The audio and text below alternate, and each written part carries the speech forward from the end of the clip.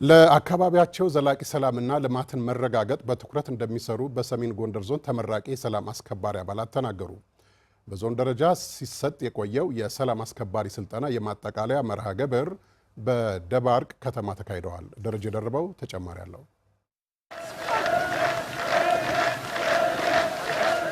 የሰሜን ጎንደር ዞን አስተዳደር ንድፈ ሐሳባዊና ተግባራዊ ስልጠና ሲከታተሉ የቆዩ የሰላም አስከባሪ አባላትን አስመርቋል።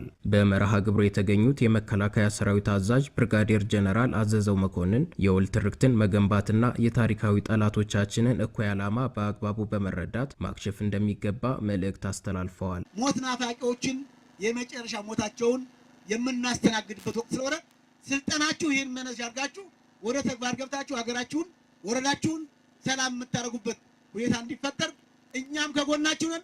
በጋራ ሆነን አገራችንን ወደ ሰላም አገራችንን ወደ እድገት እንድናመጣ አደራ ማለት ፈልጋለሁ። ከውስጥ ባንዳነት መውጣት ያስፈልገናል።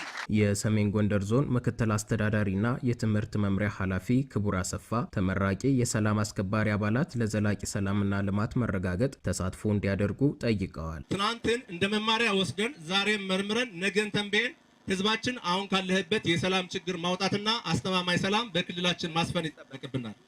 ይህ እንዲሆን ደግሞ ከዚህ ያላችሁ ወጣቶች የዚህ ህዝብ አደራ በእናንተ ትከሻ ላይ ነፈሩን ወስዳችሁ ዛሬ ላይ የወሰዳችሁትን ሙያዊና የተግባር ስልጠና ወደ ውጤት ቀይራችሁ የዞናችን ብሎም የክልላችን ሰላም በአጭር ጊዜ በማረጋገጥ ክልላችን ወደ ነበረበት ማማ ወይንም የሰላም እንዲመለስ የበኩላቸውን እንድታደርጉ አስተያየታቸውን ለአሚኮ የሰጡ ተመራቂ የሰላም አስከባሪ አባላትም ከስልጠናው ያገኙትን ልምድና ንድፈ ሐሳባዊ ዕውቀት በመጠቀም ለአካባቢያቸው ሰላም መረጋገጥ በትኩረት እንደሚሰሩ ቃል ገብተዋል።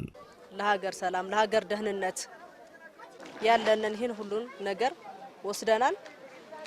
ባይዘወይ ደግሞ አሁንም በፊትም ነበርንበት አሁንም የበለጠውን ለመገኘት ወደዚሁ እንድንመጣው ነናል። ከመጣና ብዙዎች ነገሮችን አግንተናል። የአምቡላንስ እና የቀይ መስቀል ሹፌሮችን እያገቱ ሲያሳድዱን የቆዩን ጠላቶች ቢቻል በምረት መንግስት ወደ ሰፊው ነው እየተቀበላቸው ነው።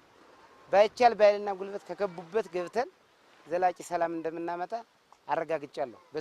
በስልጠናው ካገኙት ሙያዊ ድጋፍ በተጨማሪ የእርስ በርስ ልምድ ልውውጥ ማድረጋቸው ግንዛቤያቸውን እንዳሳደገላቸውም ተመራቂ አባላቱ አብራርተዋል።